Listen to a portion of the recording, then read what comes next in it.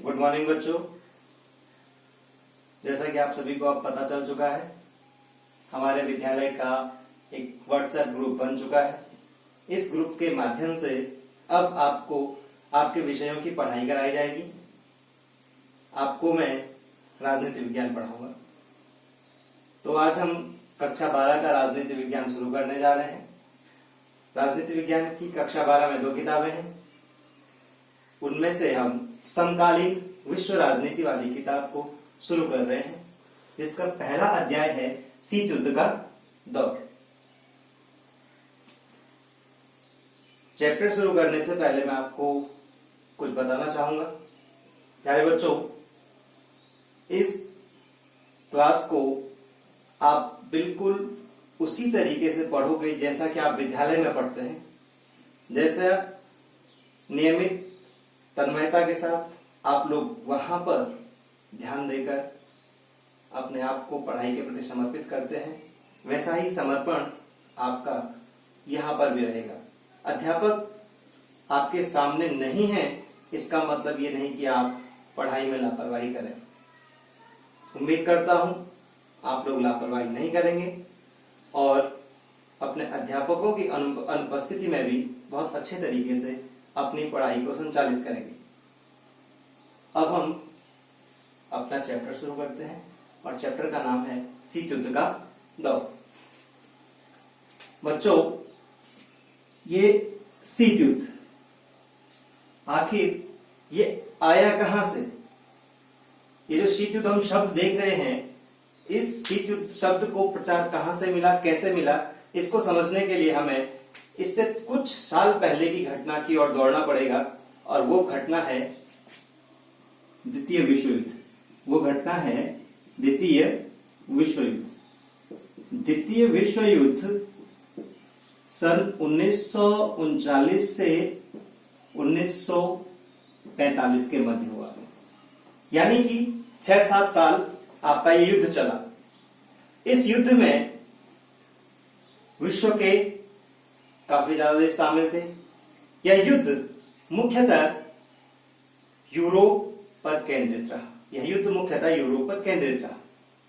इसमें रूस भी शामिल था, अमेरिका भी शामिल, Britain, France, Germany, Italy, Japan आदि देश शामिल थे। मैंने कहा कि यूरोप तक फैला रहा है, इसका मतलब ये नहीं कि सिर्फ यूरोप तक ही यह युद्ध चला। यह युद्ध विश्व के शेष देशों में भी रहा, लेकिन ज्यादातर प्रभाव इसका यूरोप पर रहा। द्वितीय विश्व युद्ध के समय हमें 2 गुट देखने को मिलते हैं, एक मित्र राष्ट्रों का गुट और एक धुरी राष्ट्रों का गुट। मित्र राष्ट्र, एक मित्र राष्ट्रों का गुट और एक धुरी राष्ट्रों का गुट। मित्र राष्ट्र के अंतर्गत अमेरिका, आप वैसे याद भी करते चलेंगे, सोवियत संघ, पहला हमने कहा अमेरिका, दूसरा सोवियत संघ, तीसरा ब्रिटेन और चौथा फ्रांस। तो मित्र राष्ट्र हमारे पास 4 जो कि अपने गुट की अगुवाई कर रहे हैं, अमेरिका, सोवियत संघ, ब्रिटेन और फ्रांस। दूसरी तरफ हमें धुरी राष्ट्र देखने को मिलेंगे। तो आप इन गुटों के नाम याद रखिए, एक मित्र राष्ट्र और एक धुरी राष्ट्र। धुरी राष्ट्र में जर्मनी, इटली और जापान। जर्मनी, इटली और जापान। आप इन नामों को याद कर लीजिए। परीक्षा में कभी 1 नंबर में और कभी 2 नंबर में इनसे संबंधित प्रश्न पूछा जाता है कि 2 धुरी राष्ट्रों के नाम या 2 मित्र राष्ट्रों के नाम लिखिए। तो एक बार आप इनको जल्दी से 10 सेकेंड में याद कर लीजिए। मैं आपको याद करा देता हूं। मित्र राष्ट्र अमेरिका, सोवियत संघ, ब्रिटेन और फ्रांस। धुरी राष्ट्र जर्मनी, इटली और जापान। उम्मीद करता हूं कि आपको इतना समझ आ गया होगा। अब ये युद्ध चलता रहा 7 सालों तक। इसमें कई उतार चढ़ाव आते रहे। इस युद्ध में सबसे ज्यादा नुकसान अगर कहीं पर हुआ तो विश्व में हमको यूरोप में देखने को मिलता है। ये यूरोप की स्थिति है विश्व में। ये विश्व की दिशाएं मैंने निर्धारित की हैं, पूर्व, पश्चिम, उत्तर और ये दक्षिण। तो ये आपका इधर से ये रूस का क्षेत्र हो गया, ये इधर आपका अमेरिका हो गया, ये आपका दक्षिण अमेरिका महाद्वीप हो गया, इधर ये आपका अफ्रीका महाद्वीप हो गया, और ये इधर आपका एशिया हो गया, और इधर से आपका ऑस्ट्रेलिया महाद्वीप हो गया। ठीक है, आप एक बार फिर से बता रहा हूं, ये आपका सोवियत संघ हो गया, ये आपका अमेरिका हो गया, बस दो को ध्यान रखिए, और ये हो गया आपका यूरोपीय क्षेत्र। तो इस द्वितीय विश्व युद्ध में सबसे ज्यादा नुकसान यूरोपीय देशों को उठाना पड़ा, क्योंकि इस युद्ध में ज्यादातर यही देश शामिल थे।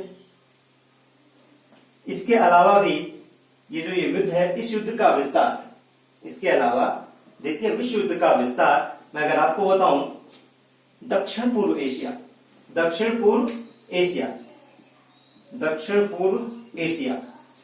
मान लीजिए एशिया को मैंने इस तरीके से आपके सामने दिखाया, तो एशिया का दक्षिण पूर्व क्या होगा, ये देखिए, ये पूर्व हो गया और ये दक्षिण हो गया। ठीक है, तो इस युद्ध का विस्तार दक्षिण पूर्व एशिया एक, ठीक है। इसके पश्चात चीन, ये यहां पर चीन, म्यांमार, और फिर भारत के उत्तर पूर्वी हिस्से तक, तो भारत की स्थिति आपकी ये, तो ये भारत का उत्तर पूर्व हो गया, और ये भारत से बाहर यहाँ पे ये म्यांमार। ये देखिए, भारत के हमने कहा दक्षिण पूर्व में, सॉरी भारत नहीं, विश्व के, सॉरी एशिया के दक्षिण पूर्व में, तो एशिया का दक्षिण पूर्व ये रहा आपका, ये भारत का उत्तर पूर्व, भारत के उत्तर पूर्व में म्यांमार, और ये चीन। तो द्वितीय विश्व युद्ध का विस्तार यहां तक भी था। तो ये युद्ध चलते चलते अंत में 1945 में पहुंच जाता है। मैं ये जो डायग्राम हमने बनाया इसको मैं साफ कर दे रहा हूं।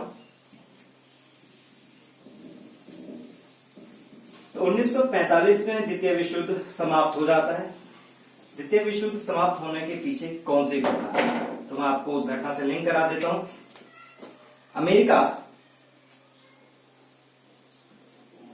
देखिए, अमेरिका के द्वारा जापान पर परमाणु हमला किया जाता है। क्या कहा हमने आपसे, अमेरिका के द्वारा जापान पर परमाणु हमला किया जाता है। परमाणु हमले से जापान विध्वंसित हो जाता है, वो अपने आप को दोबारा उबारने की स्थिति में नहीं रहता, और इस तरीके से द्वितीय विश्व युद्ध समाप्त हो जाता है। तो अमेरिका के द्वारा जापान पर परमाणु बम गिराया गया 6 अगस्त 1945 और 9 अगस्त 1945, 6 अगस्त 1945 और 9 अगस्त 1945। किन दो शहरों पर, हिरोशिमा और नागासाकी। तो आप नाम याद कर लीजिए, मैं यहां पर लिख नहीं रहा हूं। जापान के दो शहरों हिरोशिमा और नागासाकी पर अमेरिका के द्वारा 6 अगस्त और 9 अगस्त 1945 को परमाणु हमला किया जाता है। परमाणु हमला होने के पश्चात जापान घुटने टेक देता है, और इसी के साथ हमारा द्वितीय विश्व युद्ध यहां पर समाप्त हो जाता है। द्वितीय विश्व युद्ध कब समाप्त हुआ, जैसे ही अमेरिका ने जापान पर परमाणु बम से हमला किया। अब हम आपको एक चीज समझाएंगे, यह हमला हो गया, द्वितीय विश्व युद्ध समाप्त हो गया। तो अमेरिका के द्वारा जापान पर जो परमाणु हमला किया गया, इसकी कुछ लोगों ने आलोचना की। आलोचना में क्या क्या तर्क दिए, वो तर्क मैं आपको समझाने की कोशिश करता हूं। देखिए, आलोचना हो रही, आलोचना किस चीज की, ध्यान से बात को सुनते चलिए। आलोचना हो रही है, किस बात की आलोचना हो रही है, अमेरिका ने जापान पर जो परमाणु हमला किया उसकी आलोचना हो रही है। आलोचना के अंतर्गत क्या कहा जा रहा है, आलोचक क्या कह रहे हैं, पहले पॉइंट के अंतर्गत आलोचक कह रहे हैं, अमेरिका इस बात को अच्छे तरीके से जानता था कि जापान आत्मसमर्पण करने वाला है, लेकिन फिर भी अमेरिका ने जानबूझकर जापान पर परमाणु हमला किया। तो मैं यहां पर सिर्फ कीवर्ड्स लिखूंगा, आत्मसमर्पण,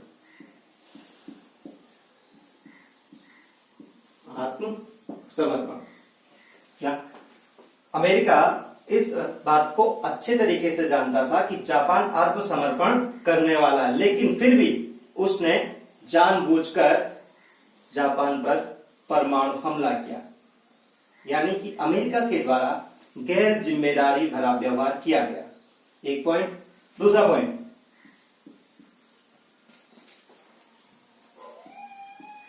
पॉइंट, रूस को रोकना। रूस, इसका वर्तमान में सोवियत संघ का वर्तमान में नाम रूस है, तो रूस को रोकना।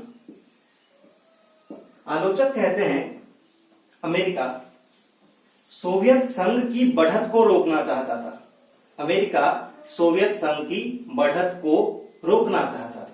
अब अमेरिका सोवियत संघ की बढ़त को कहां पर रोकना चाहता था? एक सबसे मेन एशिया में। कहां पर?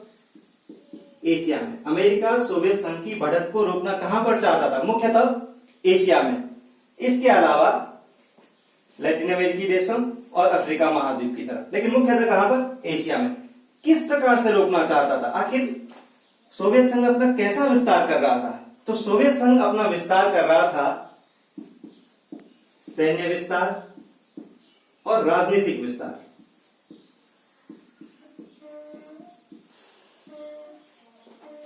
रूस सैन्य विस्तार और राजनीतिक विस्तार कर रहा था। इस विस्तार को रोकने के लिए, सोवियत संघ के इस विस्तार को रोकने के लिए अमेरिका के द्वारा जापान पर परमाणु हमला किया गया। तीसरा पॉइंट, सिद्ध करना। मैं सिर्फ कीवर्ड लिख रहा हूं यहां पर, सिद्ध करना।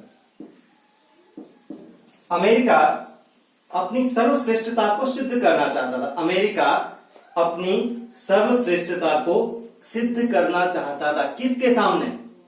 सोवियत संघ के सामने और शेष विश्व के सामने। सोवियत संघ के सामने और शेष विश्व के सामने। तो इस प्रकार हमने देखा आलोचकों ने 3 आलोचनाएं हमारे सामने दी। पहली, अमेरिका जानता था कि जापान आत्मसमर्पण करने वाला है, लेकिन फिर भी उसने गैर जिम्मेदारी वाला व्यवहार किया और जापान पर परमाणु अटैक किया। दूसरा, अमेरिका सोवियत संघ के प्रभाव को रोकना चाहता था। अभी मैंने कहा कैसा प्रभाव? सैन्य और राजनीतिक प्रभाव। कहां पर? मुख्यतः एशिया महाद्वीप और विश्व के अन्य देशों में। और तीसरा, अमेरिका अपने आप को सर्वश्रेष्ठ दिखाना चाहता था, सर्वश्रेष्ठ सिद्ध करना चाहता था। किसकी नजरों में? सोवियत संघ की नजरों में और शेष विश्व की नजरों में। तो इस प्रकार से हमने देखा कि आलोचकों ने क्या क्या तर्क रखे हैं। अब हम देखते हैं कि समर्थक भी कुछ कहते हैं। तो समर्थक क्या कह रहे हैं? समर्थक भी ध्यान रखिएगा। समर्थकों ने क्या तर्क दिया? समर्थक तर्क दे रहे हैं कि अमेरिका ने जापान पर परमाणु हमला इसलिए किया ताकि मित्र राष्ट्रों को जो क्षति हो रही है उस क्षति को रोका जा सके। मित्र राष्ट्रों को जो क्षति हो रही है उस क्षति को रोका जा सके और भविष्य में जो नुकसान होने वाला है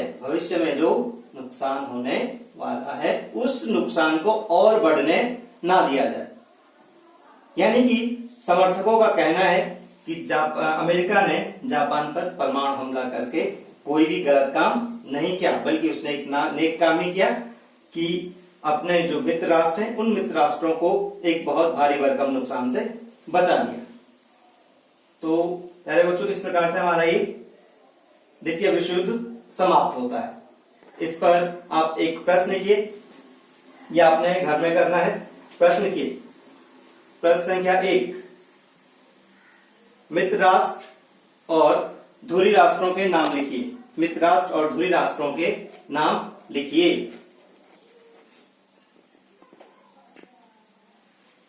प्रश्न संख्या 2, अमेरिका द्वारा जापान पर किए गए परमाणु हमले के संदर्भ में, अमेरिका द्वारा जापान पर किए गए परमाणु हमले के संदर्भ में आलोचकों और समर्थकों के द्वारा क्या क्या तर्क दिए गए, क्या क्या तर्क दिए गए। तो ये हमारे 2 प्रश्न पूरे हुए और ये आप दोनों प्रश्नों को जितनी जल्दी हो सके उतना जल्दी इनका आंसर आप लिख लीजिए। आप अभी से अपनी कॉपी बनाना स्टार्ट कर दीजिए। जब विद्यालय खुलेगा तो हम आपकी कॉपी को उस समय चेक करेंगे। तो आप जो जो काम यहाँ कराया जा रहा है उस काम को आप प्रारंभ कर दीजिए। बहुत बहुत धन्यवाद।